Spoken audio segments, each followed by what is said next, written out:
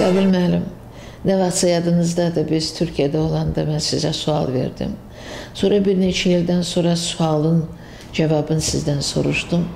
Və kişi yanı, mərd yanı çox təmiz, dürüst bir cavab aldım. Mənim sizə qarşı hörmətim birdən 5 artdı. Efirlərdə də az-az görsənməyim sizə bəllidir, siz bilirsiniz. Da nə açıqlayım?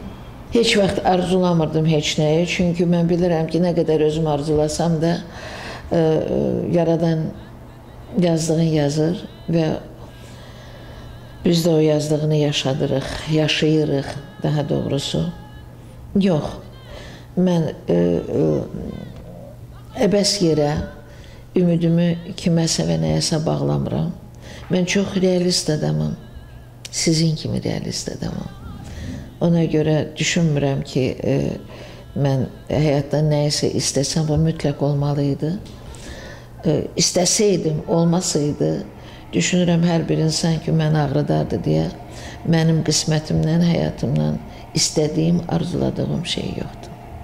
Bircə təbii ki, əmin-amanlıq, təbii ki, can sağlığı hamıya